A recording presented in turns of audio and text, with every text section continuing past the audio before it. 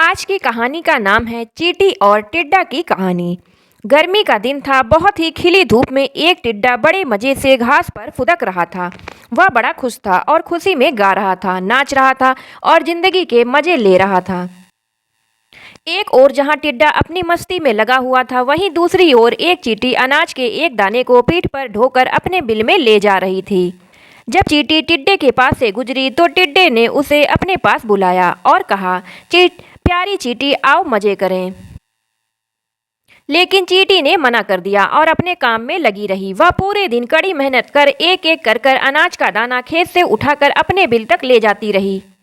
अपनी मस्ती में डूबा टिड्डा चींटी को देखता और हंसता। वह बार बार उसे अपने पास बुलाता और कहता, प्यारी चींटी, तुम क्यों इतनी मेहनत कर रही हो? आओ कुछ देर आराम करो, मेरा गाना सुनो। गर्मी के लंबे और उजले दिन हैं, ऐसे खूबसूरत दिन इस तरह से मेहनत करके क्यों बर्बाद करना।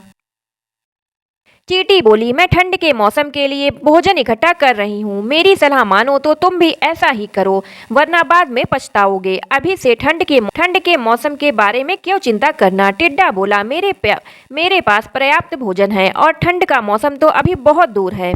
उसकी तैयारी करने के लिए बहुत समय है। अभी का समय तो मैं आराम से सोते हुए और मजे करते हुए बिताना चाहता हूँ। मेरी मानो तो मेहनत छोड़ो और मजे करो। टिड्डे की बात पर ध्यान न देकर चींटी अपने काम में लगी रही।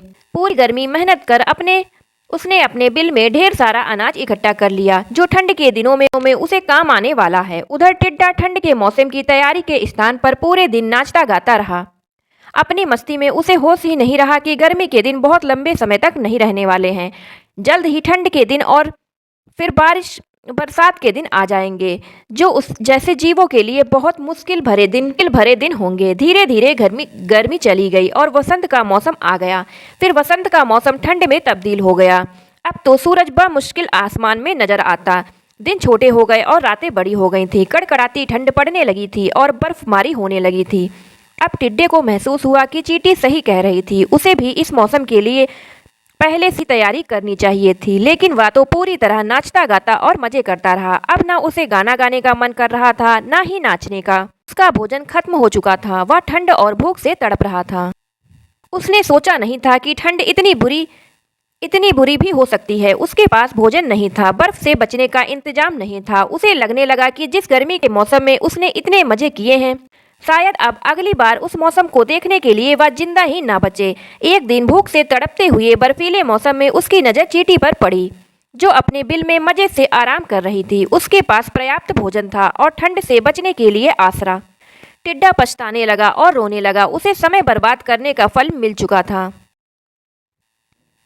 सीख, समय का सदुपयोग करें, अन्यथा समय हाथ से निकल जाने पर पछतावे के सिवाय कुछ हाथ नहीं आता।